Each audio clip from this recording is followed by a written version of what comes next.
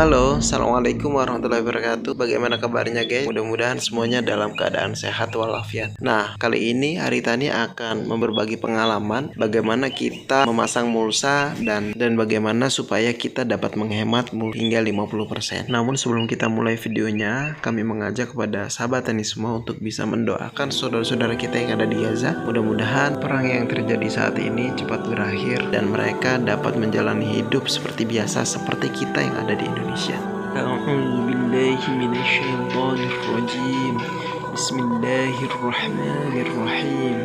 Allahumma a'izzal Islam wal muslimin. Allahumma ansur ikhwanana.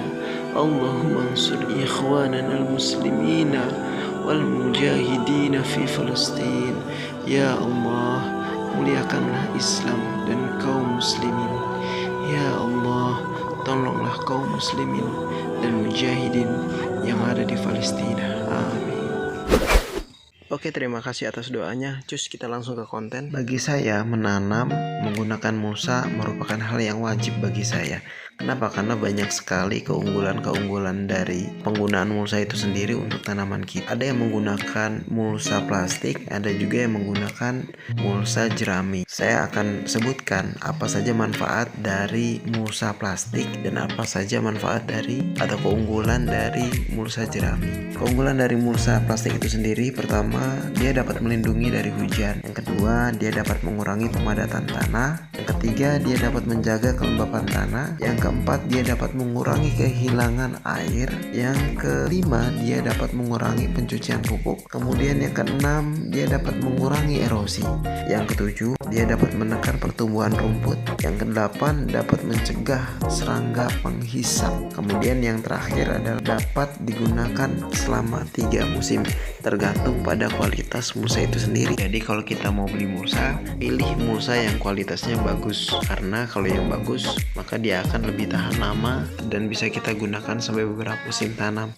Tapi misalkan kita kesulitan untuk mendapatkan mulsa plastik, sedangkan di lingkungan kita itu banyak jerami. Jerami bisa kita jadikan sebagai alternatif mulsa dan banyak juga manfaat dari mulsa jerami itu. Nah, yang pertama, dia dapat menjaga tanah tetap lembab, tetap dingin di musim kemarau. Kemudian dapat menjaga kelembapan tanah, mencegah kerusakan tanah karena hujan, mengurangi pencucian pupuk, menekan pertumbuhan rumput, meningkatkan struktur tanah, mengurangi pemadatan tanah, menunjang pertumbuhan tanaman. Kemudian yang terakhir, buah tidak langsung menyentuh tanah atau beddingan. Nah, itu tadi adalah beberapa manfaat dari penggunaan mulsa untuk tanaman hortikultura atau tanaman kita. Namun saya memilih untuk menggunakan mulsa plastik. Yang pertama, kalau saya cari jerami itu terlalu jauh dan susah.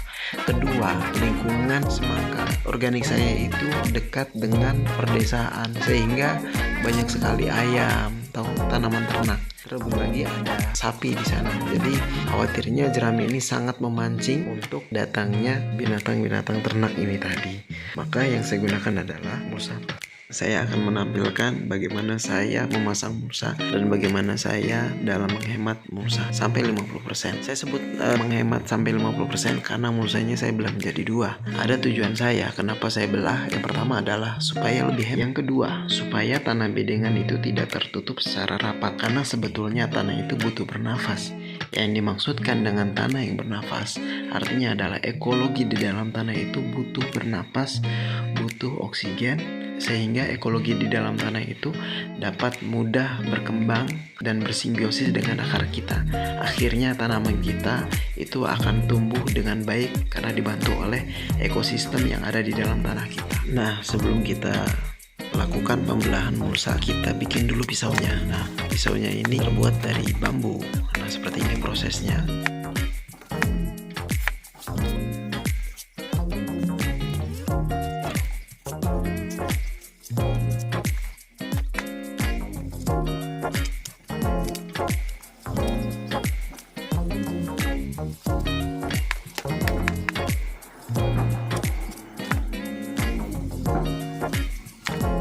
Oke, pisau sembilunya sudah jadi. Nah, ini langsung bisa kita gunakan untuk membelah mulsa.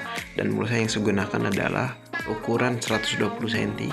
Nah, jadi sambil ditarik simbionya bisa kita masukkan ke dalam mulsa, sehingga ketika mulsanya ditarik dia akan otomatis terbelah menjadi dua. Mulsa yang sudah terbelah menjadi dua akan menjadi berukuran 60 cm, dan itu cukup untuk menutupi area permukaan bedengan.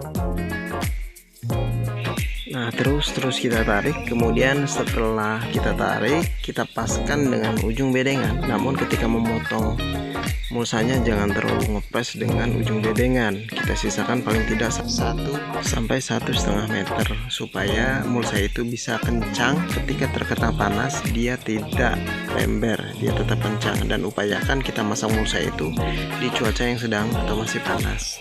Nah, kan cukup mudah. Sekarang tinggal kita buka. Nah, kita bagi dua. Tinggal kita bagi untuk bedengan yang sebelah kanan dan sebelah kiri. Saya ingatkan kembali, untuk membelah mulsa ini jangan menggunakan pisau atau cutter. Pakailah pisau sembilu yang terbuat dari bambu.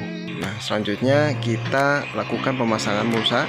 Nah, supaya mudah kita menariknya, kita gulung menggunakan bambu ya, kemudian kita tarik. Nah, setelah kita tarik, barulah kita tancapi menggunakan cepetan yang juga terbuat dari bambu. Itu karena di lingkungan kita kan banyak rumpun bambu. Tapi kalau pengalaman saya di Bandung itu sudah ada di toko-toko tani itu dijual cepetan yang terbuat dari plastik PE, dan itu bisa digunakan berkali-kali. Jadi kalau kita mau bertani, anggaran untuk cepetan itu cukup sekali. Sedangkan kalau bambu paling dia hanya bertahan di 3 musim.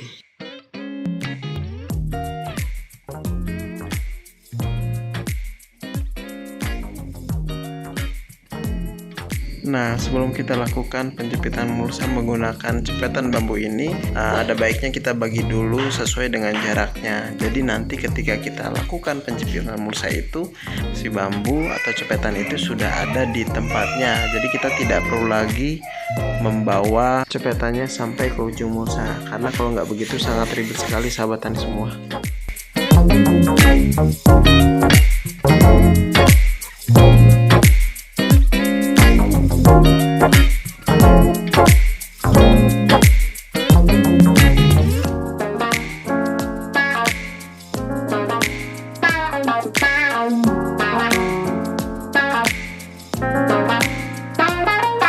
Oke, itulah pengalaman kami di lapangan. Mudah-mudahan ini bisa menjadi manfaat untuk sahabat tani semua. Terima kasih atas perhatiannya. Wassalamualaikum warahmatullahi wabarakatuh.